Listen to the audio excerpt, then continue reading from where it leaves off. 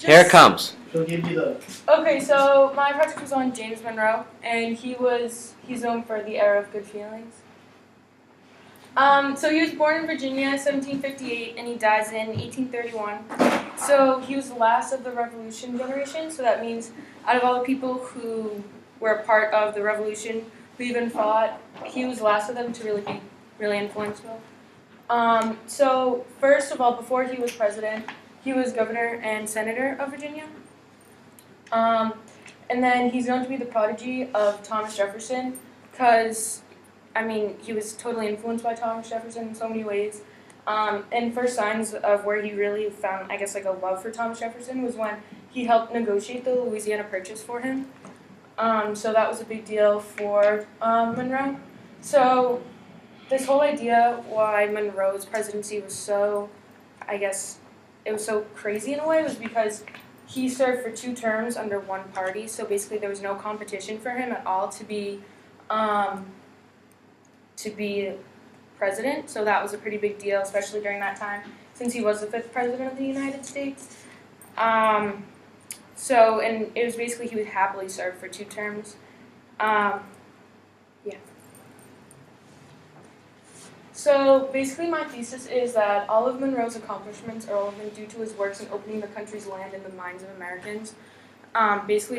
So with his accomplishments, he's able to truly change the land and the style of how people were living at the time, which is a pretty big deal. So the era of good feeling and why. So during this time period, we just won the War of 1812, so that was a huge rise in nationalism. And so we acquired land from that, and also by buying Florida from Spain. It was a cheap purchase too, it was about $5 million at the time.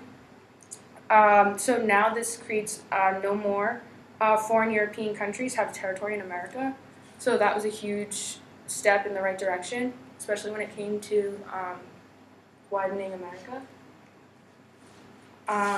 So the Missouri Compromise, I don't know if you can see this picture, but basically this line here is what is pretty important, and I don't know if the latitude points, if you can read that, but it says 3630 north.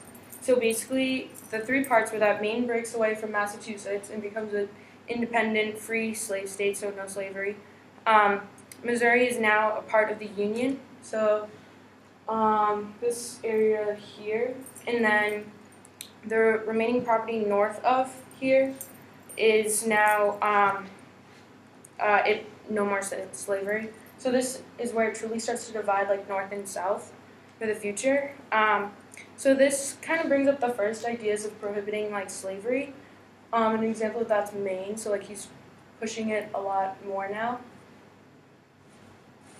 And then another huge part Monroe did was the Monroe Doctrine.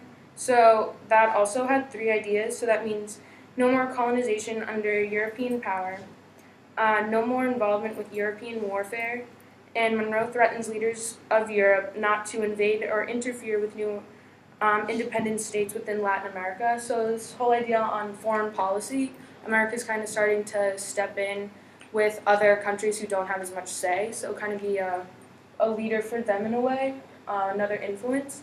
And this creates a huge rise in nationalism because we're kind of taking a stand, we're finally saying, all right, no more European influence or power can, I guess, threaten America in a way. So this is also creating respect from other nations. An example of that is through Latin America for America. So. So another huge part where I guess Monroe all gets his got a lot of his ideas from was this idea of manifest destiny. Do you guys know what that is? Yes. Okay, so basically this picture is so, I guess this is the main idea. If you look up manifest destiny, this is the first thing that'll basically come up. I don't know if you hear the question, but do you know what this picture really represents? Anyone? Is it how people are being it's their not their will, their choice. Not their choice, their fate to migrate. Yeah, basically that's it. And so I don't know if you can kind of see through this picture, kind of what it's representing. I don't know if you can see the idea of moving west, the idea of like this light is carrying into the darkness that's over here. I don't know if you can tell, like, I don't know if you know who you would think like that woman is. Is any ideas? Well, I don't know who the woman is in particular. I just thought it was like someone like pushing that in their minds. Mhm. Well, I mean, I don't know if you can see like the star that's on her forehead, really, or like the idea like she's carrying. I don't know. Is she Oh, the carrying? Lady Liberty? Yeah, basically that's what it is. That's exactly what it is. But like you can see like families moving this way. She's carrying like the telephone wire, I'm pretty sure it is, and like the cable wire as the train moves this way. Telegraph. Yeah. So it's basically like this is like a perfect representation of exactly what Monroe is also trying to fulfill in this new land that he's just got for America, and what he's really trying to do is to like brighten and like open the minds of everyone. Yeah.